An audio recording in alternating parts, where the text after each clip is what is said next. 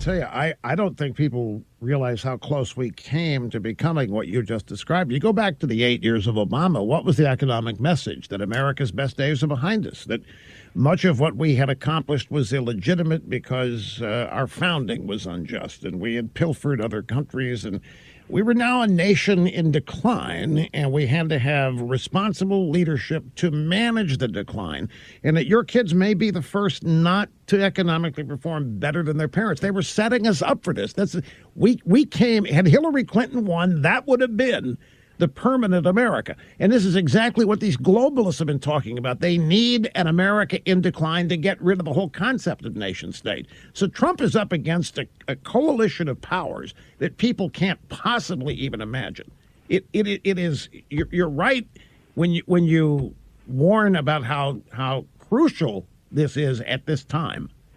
This is the heart of it. This is politics of personal destruction. They are out to not defeat Trump, they're destroy Trump, because they understand Trump gives the voiceless, silent majority.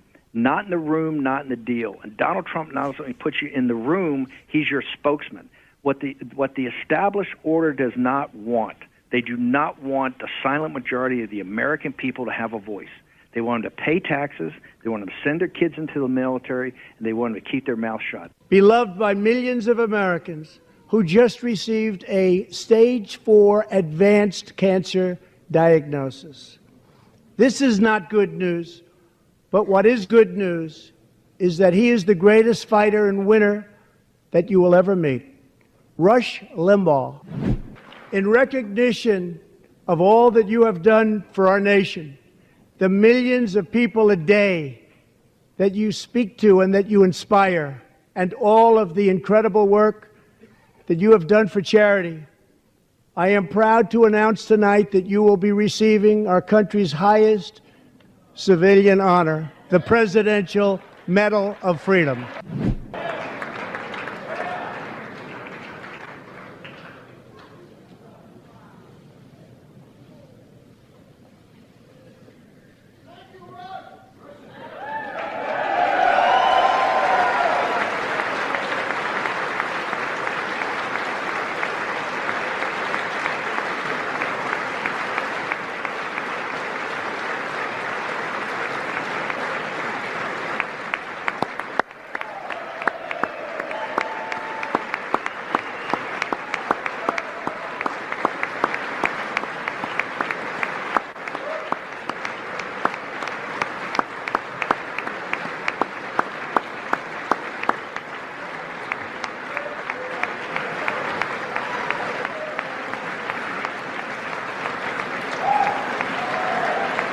The Trump presidency and the contract. Okay, that was there was a great cold open up there at the slightly at the end. Welcome. You're in occupied Washington D.C. It's the 42nd day of occupation. We've got our new logo we put up every day now. Count down the days until we have it. You're in the war room. It's Thursday, 18 February, year of our Lord 2021. We're into Lent, Ash Wednesday yesterday, and the golden mic is now silent, told us by his beloved wife, Rush Limbaugh's beloved wife, Catherine Adams Limbaugh, announced it yesterday. But my co-host, Eric Greitens, thank you for coming in, Eric. The storm that hit Texas is now upon us, and you managed to get in here this morning into the war room? Yeah, I managed to get into the war room, and I wanna come to Rush in a second. He was also a tremendous supporter of our troops, and I want to remind everybody who's listening to this at home, who's maybe listening to this in their car, that as we were coming in today, you still see thousands of troops. They are outside in the freezing, sleeting rain, standing behind fences with barbed wire and razor wire. And to this day, you mentioned it, Steve, day 42, here we are. No one from the Biden administration has come out to say why the troops are there. What is the threat? Share with the American people why their capital is on lockdown. Share with the American people why so much of Washington, D.C. is still surrounded by razor wire. My thoughts are with these troops who are out there. Can we get up? I want Denver to can they please put up the logo again? We're going to have this every day, the 42nd day of occupation. We're going to get to Rush Limbaugh in a second, but I think Rush would be outraged if he really fully understood what was going on here. Guys need to know. Look, I was a Navy SEAL. I did deployments in Afghanistan, in Iraq, in Southeast Asia, in the Horn of Africa. The first question on anybody's mind when you go out and you deploy is, what is the mission?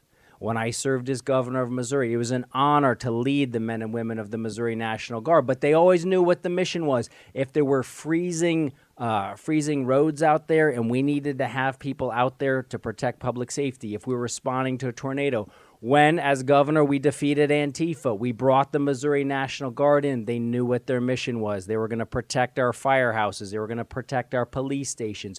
You have to define what the mission is. One of the great failures right now at this moment is that you have our troops, National Guard troops, deployed across Washington, D.C., and no one in the Biden administration can tell them this is what the mission is. Here's the actionable intelligence about the threat. This is why you're here. My problem is, why is Kevin McCarthy and why is Mitch McConnell, why are they not every day banging on here to see the intelligence? What is exactly going on? The Democrats, you know why they want to do it. This is psychological warfare. Yes, it is. They want to say this is to protect, and they say it's going to stay up to next fall. Okay? It's up to next fall. That's where we're going to count down the days of occupation. It is, if the American people came here, it's absolutely stunning. The great Jack Posobiec walks out of One America, where I did the 3-hour version of the film with Mike Lindell over at the One America studio, which is normally 2 minutes away from here. It's not. It's about 15 because you got to go around the occupied center of the Capitol, Eric. And you've got Jack Posobiec comes out of One America. He cuts on his live stream, and they're saying, hey, where are your papers? That now I think has 700,000 views because people are so shocked about you've got actual troops like the Berlin Wall that are sitting there. And here's the irony. We're going to get Mark Krikorian in the next segment. You know, the amnesty bills here, they don't want a wall on the southern border, but they want a wall around the Capitol. But I don't know why the Republicans are not sitting there going, what is the actionable intelligence? If you were governor of Missouri, because I know DeSantis and Abbott said, hey, if we're going to have guys up there, we need to know the mission. And quite frankly, the National Guard's needed all down in Texas right now. How would they have to come to you? Well, you would demand to know. You'd demand to know from the national. You'd demand to know from the commander-in-chief, what is the mission? You know, when this happens on a first day, somebody calls, there's an emergency, everybody grabs their gear, and you move. You move to the sound of the guns. You figure out you figure out where you need to be, why you need to be there. We're in day 42. Yeah. Day 42, and they have these men and women. I just passed them on the street 10 minutes ago, standing outside in the freezing, sleeting rain. Now, these are tough troops. They can handle it, all right? That's not the point. But it's still, what are you out there for? But why? Why? Look, and you want to talk about sapping morale? You want to talk about sapping morale? Listen, I've been in tough situations with a lot of men and women. They are tough. They will endure hardship. Leadership, They'll endure pain. They'll endure difficulty. But you need to know why. You need to know what the mission is. And this is a tremendous failure. A lot of guys don't realize, a lot of folks say they don't realize my co-host, in-studio co-host, Eric Greitens, lieutenant commander in the Navy SEALs, Rhodes Scholar, and also former governor of Missouri, and now with Real America's Voice, has a show and is a commentator, and we're going to try to have him, since he's around the Washington, D.C. area, as much as in here as possible. I want to go now to Rush Limbaugh. And by the way, want everybody in live stream and everybody in hashtag. We did the first show last night, an hour. Hopefully they're going to play it all weekend. It was fantastic. But I want everybody to share the first time you heard Rush, what Rush meant to your life. We want those personal memories. We're going to figure out what we're going to do with them. I looked at the live chat last night, and the hashtag we're in pandemic. It's absolutely unbelievable, the impact this guy's had in his life. Look, he is much more than a talk radio host. He's much more, he was that really is like FDR in the fireside chats. This was someone that was in people's lives, and he was the bridge. He's the intellectual bridge between Reagan and Trump. He was that bridge. He's a major figure, not just in politics, but American culture, so much larger than just a talk radio host. And the way he did that, and that was the beginning. We started off, I was honored, and that was from October of 2019. I'm glad that stood up pretty well on the test of time. October 2019, I did a 1-hour interview. He didn't interview a lot of people, but for his newsletter, which is a very powerful newsletter I've been reading for years, he says, hey, I've been watching you on this China stuff. And he had been ahead of us on China too, call them Chi-Coms. he says, can we do an hour? I go, fine. And we did this hour. We're going to put clips of it up during the day today. You've got to go to his site to get the full interview. But it was amazing. He was so engaged and ahead of the curve and just an engaging personality. And also in 2004, I made my first film. I directed my first film. I heard some guys told Rush, you got to see it. I went to his apartment in New York. He was here at WABC at the time. And it was after Reagan died and right before the Republican convention. And we watched it on a Sunday afternoon at his apartment. Yeah. He loved it so much, we broke the film down like game film because he's a huge football fan. We were sitting there, he's got all the NFL memorabilia, and we did that. So, Eric, your thoughts. You've served your country in the military and as essentially a commando, which is what the Navy SEALs are, the Navy's commandos. You've been in England to the probably the greatest university out there next to Harvard, and you've actually been in elective office. And I know you're a big fan of Rush's. Yeah. What was his meaning to the American people? Well, look, he was, as all of our viewers and listeners know, he was the voice. He was a strong, consistent voice. And the reason why people gravitated to him, Steve, is that the American people are smart, and they knew that Rush spoke from the heart. He was telling people what he believed. He was telling people what he saw. He was telling people what was happening. And if I might, I've unfortunately, having served in the military, I've lost some friends. When I came back from Iraq, I started an organization to help veterans. We lost some veterans. We talked a lot about what does it mean? How do you honor somebody's life? And I'd like to, take all of our viewers back. There's this beautiful moment in Pericles' funeral oration, and Rush was a huge fan of history. Yeah. He knew this. The Peloponnesian War, right? The Peloponnesian War. Thucydides is talking about what Pericles says at the funeral oration, and Pericles says, what we remember about those who have fallen is not what's engraved in stone monuments, it's what they've woven into the lives of others. And the greatest way that you can honor Rush Limbaugh, if he had an effect on you, is not just to praise him and to mourn his loss, but to actually take up the cause. Let your voice be heard. Yeah. The left would love it if all that happened was that people saw that clip of him getting the Medal of Freedom and then people went away quietly. What would drive them nuts and what Rush Limbaugh would love is if everybody was standing up, they were making their voices heard, and they were going out and they were finding articles that matter to you. Take a clip from the War Room. Take a clip from a strong conservative media source. Send it to a friend. Do it today. If take you an haven't done it before. Take an old clip of Rush's. Take an old clip of Rush's. You can take Russia from 10 or 15 years ago. They're just as relevant today. And it's still relevant. Yes. Push it out. Let your voice be heard. Yeah. Be engaged. Be one of those active citizens that makes tyrants afraid. It's like Andrew Breitbart and Rush Limbaugh. Andrew Breitbart's once in a generation.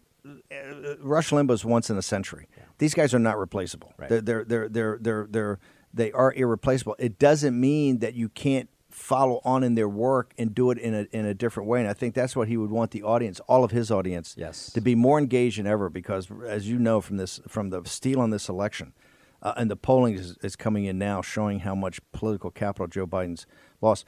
Rush would tell you. The country's at stake right now. Yes. What's going to happen? He's seen President Trump with his great commemorations for Rush Limbaugh. And we're going to have a friend, Rudy Giuliani is a friend for 31 years. But today, of all days, as we told you, they dropped the immigration bill. So after the commercial break, Commander Greitens and I are going to have Mark Krikorian from Center for Immigration Studies.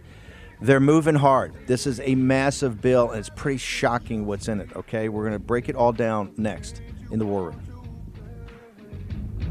Bring it on and I will fight to the end. Just watch and see. It's all started, everything's begun, and you are over. 'Cause we're taking down the CC. War Room Pandemic with Stephen K. Bannon. The epidemic is a demon, and we cannot let this demon hide. War Room Pandemic. Here's your host, Stephen K. Bannon. Okay, we got massive issues down in Texas with exactly what's going on with these rolling blackouts. We've got and the storm is now sweeping up the East Coast. There's going to be a lot of issues regarding this storm, power, et cetera, in the next couple of days. We're going to try to cover all that for you. But in the middle of this, they drop, as we've been telling you, we're very proud to have been ahead of this. They're dropping a massive immigration bill, and really an amnesty bill today. So we reached out. I want to really thank, we're bringing in Mark Krikorian from the Center for Immigration Studies, I think, if not the top, one or two experts in the nation about immigration and how it affects the republic. So, Mark, we've had you, your team, we've had Numbers USA, we've had the top people in the country on here since really the day after the inauguration to talk about, Biden is coming out of the box, and the biggest thing don't worry about the noise, don't worry about the noise of like the Paris Accord and all these other things they're doing symbolically. Look at the heart of the matter. What they're really going to do is drive this amnesty bill. And lo and behold, sir, they dropped it this morning. So I want you to walk through, particularly what you warned people about, exactly what is this amnesty bill, and I want to walk through how radical it is, how much fundamental change it will make to this country, and why should be at the top of the agenda for everybody that loves this republic, everybody part of the Trump populist movement, and the Republican Party, including Lindsey Graham and all these squishes on immigration, have got to get focused on what they're trying to accomplish here. So, Mark, why don't you walk us through it, and then Eric Greitens and I will pop in with questions. Yeah, man. Sure. There's three big pieces to it. It's hundreds of pages long. The summary itself is 67 pages long, so it's going to be hundreds of pages like these bills are. Three big pieces: amnesty, weaker enforcement. It doesn't even pretend to strengthen enforcement like the Gang of Eight bill does. It actually explicitly weakens enforcement and dramatically increases future legal immigration. So the amnesty part first. It would give amnesty, which is to say a work permit, because that's the amnesty. Everything else is frosting. Once you get the work permit, you've been amnesty. It gives it to every illegal immigrant who's been here since the year. Not people who've lived here for 5 years or 10 years. Maybe you can make a case for that. It gives amnesty to everybody who's been here for at least a month and a half. It's crazy. And this is the political kind of spin to it, is that to maybe 4 million or so of those people, it gives an expedited path to citizenship. So they'd get green cards right away and could apply for citizenship within 3 years. I'm not sure, but I think there's a big event happening in less than 4 years that the administration is probably interested in. And this, the Democrats on immigration aren't just importing voters, but this fast track to citizenship, I think, really is a voter, issue for literally this coming election. A lot of these people will be in California where it won't matter, but a lot of the people getting this amnesty, the DACA people and others, are in Florida and Texas. So there's a specifically targeted political aspect to this amnesty to try to help pull Kamala Harris over the finish line 4 years from now. Interestingly enough, just as a side thing, but it's outrageous, it also requires taxpayer-funded lawyers for illegal immigrants in immigration proceedings. So the next thing, weakens enforcement. There's a bunch of measures that basically are rolling back things that Congress passed in 1996. One thing that really jumped out at me is that this bill would have set up a commission to assess whether we should be verifying people's legal status for jobs.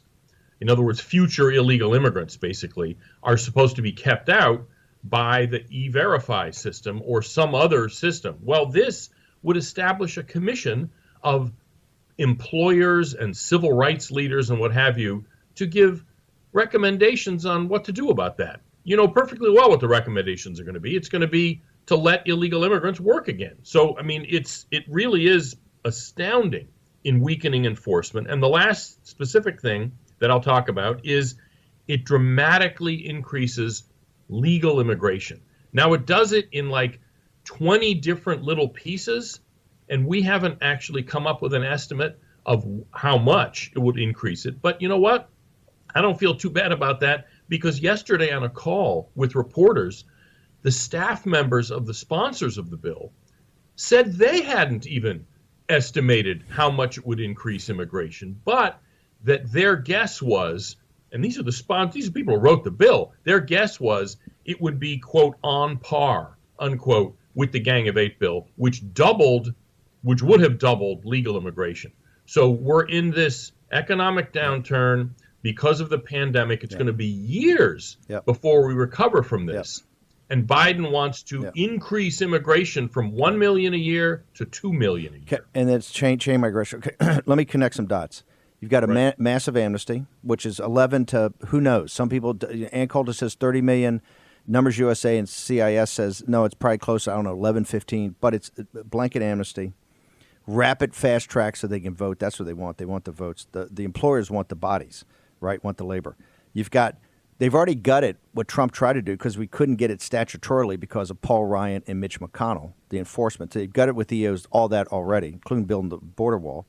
Now they're actually going to just say, hey, no enforcement whatsoever, and put it in statutorily. And last, you've got the legal immigration, which is going to put pressure on the millennials because they're going to have to compete from everybody all over the world for the high-tech jobs. To connect some dots, Politico's lead story this morning, you got up at 6 o'clock, knowing that the bill was about to drop was recipe for disaster, right? I don't know if we have this endeavor. You can put it up. Recipe for disaster. Dem fears mount over immigration overhaul. And guess what they're talking about, ladies and gentlemen? The Rio Grande Valley, which Steve Cortez and I have been banging on. And they talk in here, the buried lead is how worried they are about what Trump did. Perez, the DNC guy, saying, oh, no, it's foreign interference. Biden's polls also come out today at 50% approval. Here is the point. If you want to eviscerate Hispanic and African-American working-class families. That's right. Right? That's Do this. right. If you want to make sure that the millennial generation is nothing more than Russian serfs that are not going to own anything, not going to have late family formation, they're not going to have any accumulation of capital, you got almost negative interest rates, right? You can't accumulate capital then, and you've got the entire pressure of the entire world coming in now, the legal immigration, to compete with them for the high-tech jobs. Remember, this goes back to the buzzword. Please remember, when Biden's sitting there and Jake Sullivan's sitting there and all these Eric Schmidt's sitting there about China, about the CCP, because the business model of the party of Davos, their slave labor of the Lao Beijing generates everything else to take down the cost of labor throughout the world. And what do they say? Oh, we're not going to confront them. They're not an existential threat. We're going to outcompete them. We're going to be super competitive. Ladies and gentlemen, I'm all for innovation and competition. This is what it gets down to. This is the immigration bill. Here's how you're going to compete. You're going to flood the zone. Wall Street and the global corporations are going to flood the zone with labor. They're going to eviscerate. Why are working class Hispanics in Hidalgo and Starr County on the hard-scrabbled Rio Grande Valley? Why are they voting in record numbers for Donald Trump? And why is Politico reporting it's smart Democrats down there, including the guys who have been in office in the Democratic Party for 30 and 40 years, say, hey, this is a problem. That wall gave them security, and Trump's tough immigration policies allowed employment to go up and wages to rise. That's why it's a prosperity. Broad-based prosperity. You can't take the greed of the global corporations throughout this bill. That's what this is about. And this will have now in perpetuity, if this is passed, the millennial generation and the generation in back of them, you are nothing but serfs. A couple of you will be able to break out, but overall as a generation, game, set, match. And for working class Hispanics and African Americans that deserve a shot for the fourth industrial revolution jobs, no, we're going to flood the zone. Now, with tens of, if you think that you're not going to see any more illegal immigrants, people in Central America are rational human beings. That's right. They're living through a biblical tragedy down there, also by the corporations in Wall Street and others that they're down there in these countries that should be booming with their natural resources and are not. And they're making a rational decision. I'm going El Norte. I'm going to get up north because I got a better deal up there, because the capitalists are prepared to let me in here, right, to compete than they are down here. This thing is a total disgraceful sham. Sham. And it's great guys like CIS and Numbers USA. This is the fight right here. This is the fight. And Lindsey Graham's going to traipse down to Mar-a-Lago and try to convince the President of the United States on DACA. Here's where the fork in the road's coming.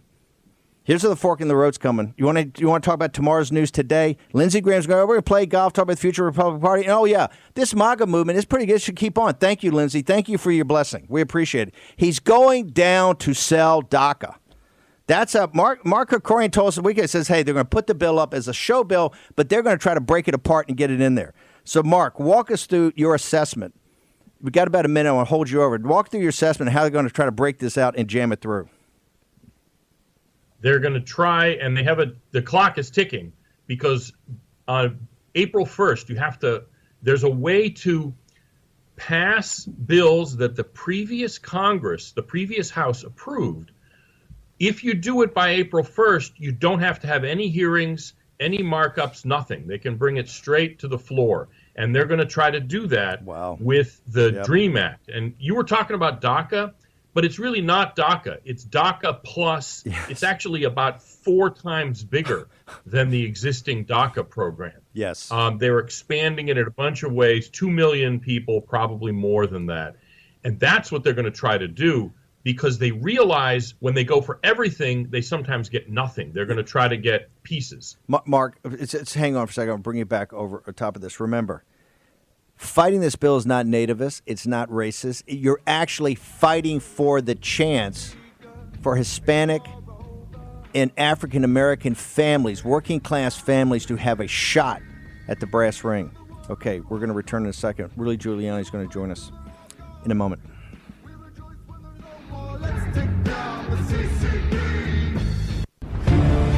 War Room Pandemic with Stephen K. Bannon. The epidemic is a demon, and we can demon hide.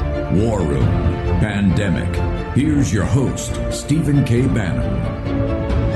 Okay, over 36 million downloads on the podcast. We're live on the John Fredericks Radio Network nationwide. I want to thank the guys in Richmond for doing that. Thank the team in Denver, Real America's Voice. We're on Dish Channel 219, Comcast Channel 113, on the Bird, everywhere where Real America's Voice goes, Roku, Pluto, everywhere. Also, Rumble, Gab, Telegram. I think we got 500,000 already signed up on Rumble. And we're on G News and GTV, simulcast in Mandarin. So we really want to thank the team there. And later in the day, blown through the firewall so that all of the Lao Beijing in China can get to hear the sound of freedom. And know that people are pulling for them and fighting for them every day, because we must help the Chinese people free themselves to break the stranglehold of the party at Davos on the world economy. I want to go back to Mark Krikorian. I know, Governor, you have thoughts about this amnesty bill. Well, look, let's just make this real simple. I mean, Mark's breaking down all the numbers for everybody. He's doing it brilliantly and beautifully. This shows the great difference between the rhetoric of the left during the campaign and the reality. If Joe Biden had got up, he was hiding in his basement the whole campaign, but even if from his basement he'd come out and he'd said, guess what, my first day I'm going to sign an executive order to kill the Keystone XL pipeline. I'm going to kill 11,000 jobs my first day. And then, you know what my first big bill is going to be? My first big bill is going to be an amnesty bill, right? If he had done that, right, people would have known what they were getting, but this is why the left tried to hide their true agenda. Now we're seeing it. This is what matters to them, and they're not talking about public safety. They're not talking about economics. They're not talking about public health. This is what the left is pushing. In Starr County and Hidalgo County, two most heavily Hispanic counties in the nation, Donald Trump won one, and the other went down from a 60-point loss to a 5-point loss. Right. Working-class Hispanics at the tip of the spear on the Rio Grande Valley understand the security proposition Donald Trump gave them and the economic proposition. Mark Krikorian, real quickly, we're going to have you back because you're the man, you and the Center for Immigration Studies and Numbers USA, tip of the spear on this thing. Mark, what can our audience do today? This is an activist audience. They want action, action, action. What would you tell the audience to do today to get, first off, to get up to speed on exactly what this thing entails? And then what other action do you want them to take, like starting over the weekend? To get up to speed, visit our website, CIS.org. We're a think tank. But to do the citizen action, you recommended Numbers USA, and I highly recommend that. They're the ones who stopped the Obama amnesty. They're the ones who stopped the Bush amnesty before that. So first, get up to speed on what the issue is, what's going on here, and then get active by going to Numbers USA. So CIS.org first, numbersusa.com. And share it, and share it. Share it with your friends and family. Be a force multiplier. Absolutely. Mark, your Twitter account, following your Twitter is like a entertainment in and of itself with your acerbic wit. How do people get and follow you on social media? I'm on Twitter at Mark S. as in Stephen, Mark S. Krikorian. I haven't been thrown off yet. I think I was in jail once very briefly, but I've managed to avoid what happened to everybody else on Twitter. Okay, brother. Mark Krikorian, thank you very much for joining us today. Look forward to having you back on. Thank you. You're absolutely critical. The think tank of CIS, you got to get in back of what this bill really is, and we're going to be all over this. Want to now bring in Mayor Rudy Giuliani. Mayor, before, and one of the reasons we wanted to have you on today, it was last night, we had a little technical problem, but you're such a dear friend of Rush Limbaugh's for 31 years, and of course this is the first, I guess, full day, because Rush's wife was on yesterday, the first full day at the Golden Mike. Will be silent. And I want to get your thoughts on that, but I got to go to your podcast last night. Biden's putting this bill up, a completely radical. It's just so radical in nature. We've been telling it's going to be radical, but you got to see it in print. This radical amnesty bill that will literally destroy working class Hispanic and African American families, and then make the millennials compete against the world in their own country. Yep. You know, American citizenship's got to have a special deal. If you're an American citizen, you get a better deal in the United States of America. Heck, we put the burden of all the taxes, we put the burden of all the regulations, we put the burden of, and it's a burden that guys like Eric Greitens and myself and our families accept, to go serve your country, as you should do as a patriot, right? But they use it as a free resource. The civic society underneath that props up the free capital markets of Wall Street are taken as a free good, like the environment used to be in the old days. The tragedy of the commons. This is the tragedy of the commons. The tragedy of the common man. Right? All the burdens put on you to perform and keep society. And I tell you, the best place I ever saw this is 9/11, in the days following 9/11. Mayor Giuliani and the New York Times every day for weeks and weeks and weeks would have the flag-draped caskets of the heroes that went into those buildings in churches, Catholic churches, Christian churches, Methodist churches, Episcopalian churches, throughout all the boroughs in New Jersey. Every day. And I said, that's the civic society. It's those first responders. It's the cops. It's the ambulance drivers. That's the civic society that holds New York together, and particularly when you have to do it. And yet the New York Times is the first to mock and ridicule it, to mock and ridicule all the social structure that holds that together, right? So, Mayor, and last night you had this great podcast about, and Biden, and I've got to find out where the poll's from, but the poll came out today, had at the same time in their place, at the same time in history, Obama was at 62%, I think, approval. Trump was at 57%. And Biden is now at 50%. And this is what the mainstream media covering from 50. There's no political capital here, ladies and gentlemen. That's what we're saying. I don't care if Twitter and Facebook and CNN does not like it. We are the resistance, and we're going to resist this. Whether the executive orders with the red state governors, or whether it's this amnesty bill, we're going to resist. We're not going to submit, because this takes the country in a radical place. And if you look at that bill, it is. And this does not help Hispanic and working class African American families in this country now by this bill, if it's passed, and for the millennial generation of every gender, race, ethnicity, religion, or gender and sexual preference. It destroys the millennial and Gen Z. They have to compete with, 2 million more. Trust me, if they agree to this, there'll be many more than that. Mayor, tell us about your podcast last night about the China and about Biden, and why do you think his poll numbers are sinking like a stone? Well, a bill like that, Steve, and look, the executive orders were pretty much equally as insane as that. And we are right now, and I don't know if we pay enough attention to it, we're going through a major crime wave in America. I know New York the best. New York had a record increase in violent crime last year. Never in the history of New York City, in its worst days, did New York City have a 40% increase in homicide, 100% increase in shootings. True all throughout Democrat America. On top of that, he is now going to bring in many, many people who are not going to be inspected the way they should.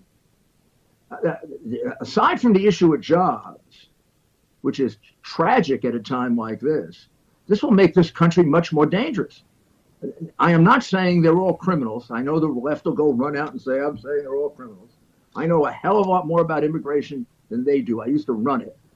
Most of them are not criminals. Most of them do take jobs from Americans, but most of them follow the law.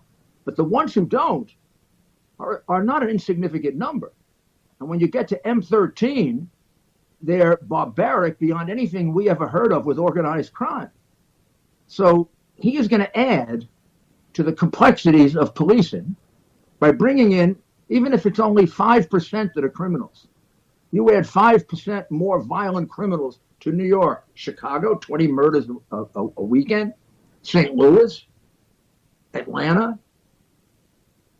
He's lost his mind. But look, whatever the percentages are, because even 5% is probably way too high. My point is, if you bring in any criminals, you shouldn't. The country's got a big enough crime problem right now that you should. And by the way, all the crime is against working class families. That's right. All the crime is against working class. Why did the working class Hispanics in the Rio Grande Valley vote for Trump? Because of the border security. They understand it's their families at the front line of this.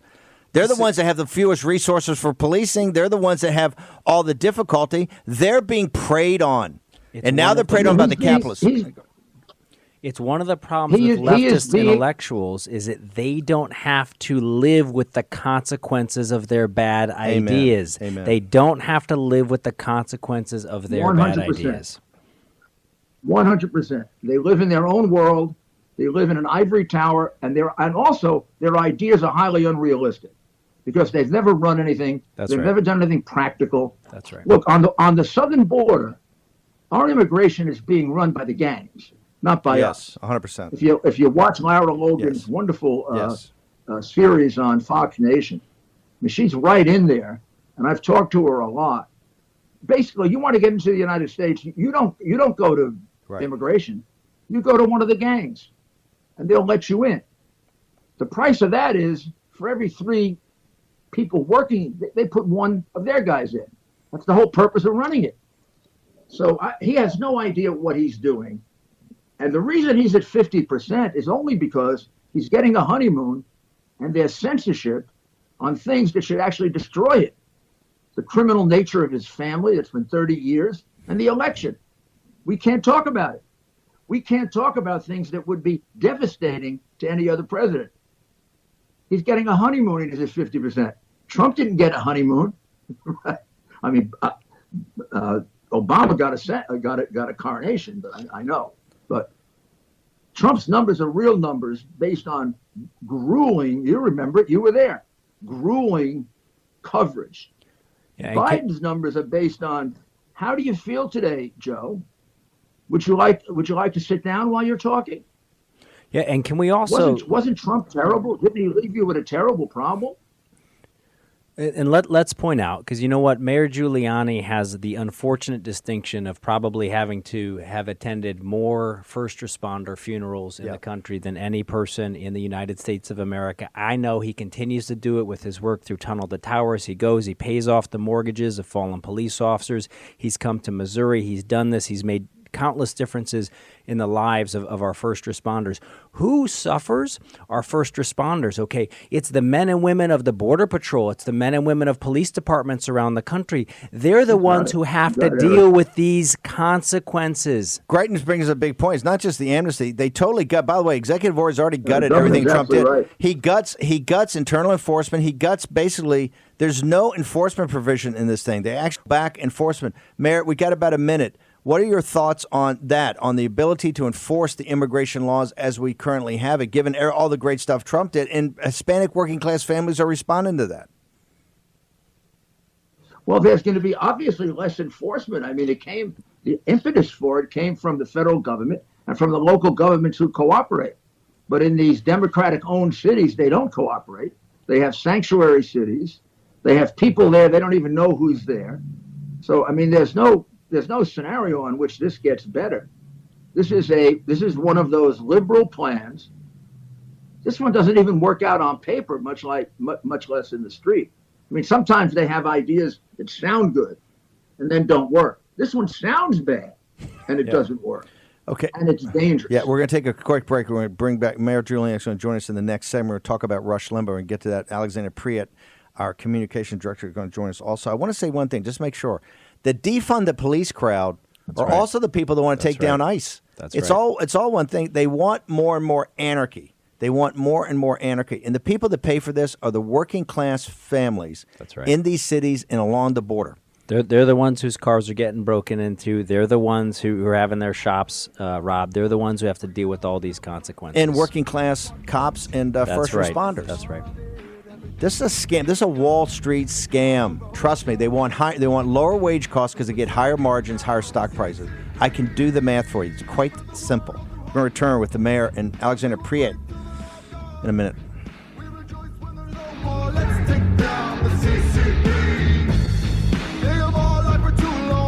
War Room Pandemic with Stephen K. Bannon. The epidemic is a demon, and we cannot let this demon hide. War Room Pandemic. Here's your host, Stephen K. Bannon. Welcome back. This is the first full day that the Golden Mike down in Palm Beach will be silent. The great Rush Limbaugh, an American cultural icon, has passed away. We have his friend of over 31 years, Mayor Rudy Giuliani. Mayor, you brought up yesterday in the evening show, we did the memorial kind of for Rush for the entire hour, about how, Roger Ailes for the first couple of years, I think, was the executive producer of his show when he moved to WABC, your current station, owned by John Catsimatidis now, in New York, which has always been the top talk radio station in the country. When Rush moved there and took the noon to 3 slot, Roger Ailes would work with him. Talk to us about that. Talk to us about Ailes and Rush in the early days. Close, very, very close friends. Very similar personalities. They love to play fall and, believe it or not, water volleyball all summer and fall. I was Roger's client. He ran my campaign for mayor, and we became lifelong friends as a result of that. He taught me, to the extent he taught me how to be a politician. And as he was teaching me, he was also training Rush. So I would sometimes be in his office while he was talking to Rush or meeting with Rush. So we became friends. And Rush would be Rush no matter what. I'm not saying Roger made Rush, but Roger certainly improved him the way he did O'Reilly and Hannity. I mean, you think of Roger to me is like the great football coach with the 10 other great football coaches that come from him, Like, all the Lombardi the coaching tree. Yeah, you get 4 or 5 guys to come out of it that are. Yep. He's got like he's got like the cream of the crop, and he really understood television. He'd hate me if I said this. He understood television better than politics. I mean, he started in television with Phil Douglas, and he saw a great talent in our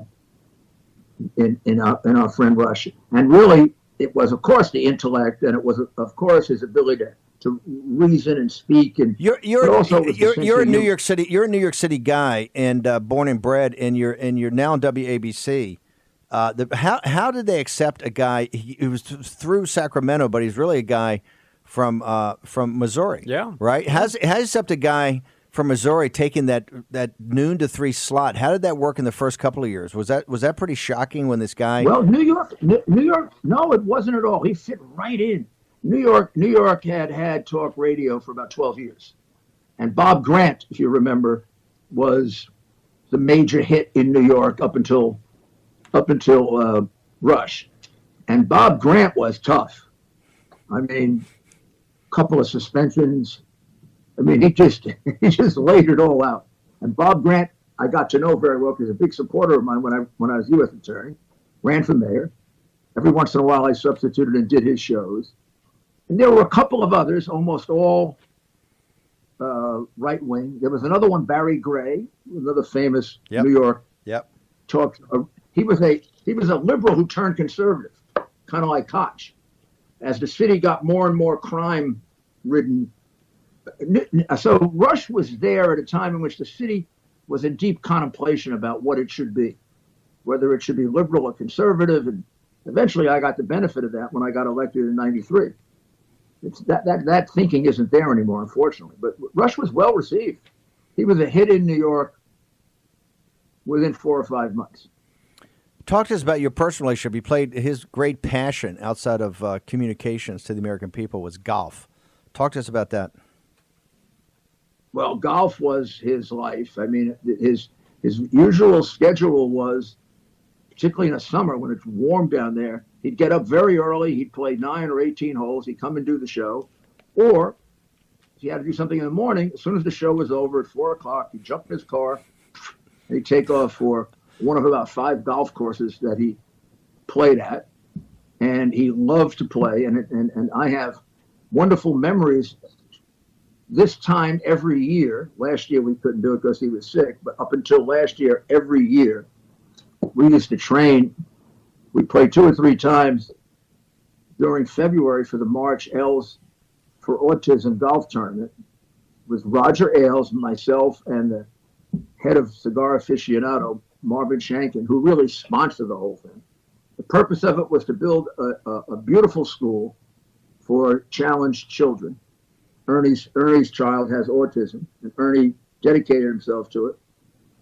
He played in it every year. He loved it. And there's a school there now with hundreds of children being helped because of the tremendous amount of money that he put in. And of course, Ernie and Marvin Shankin was like a saint. But it was a wonderful thing. It brought us all together. It gave us a real cause. We could go look at the schools. Our names were there. And then we could play in this wonderful golf tournament.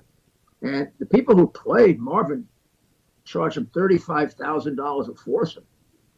But they all get to play with a pro, like Jack Nicklaus. Or we won the tournament playing with Michelle Wheat. Mayor, how people get to your podcast? We got about 30 seconds. You go to rudyscommonsense.com and you hit subscribe and you get the podcast and you get the op-ed piece, and we're talking about China, and we're talking about analyzing the conversation that Biden had with Z, the little snippets that we got of it, which completely avoid all the big issues, like they're attacking us with COVID and they're announcing they want to overtake us in 2048. I think Joe has assumed. Mayor, we got to bounce. We'll push the podcast. Thank you very much for joining us. We're going to return in a moment with the CEO of GAB. Thank you.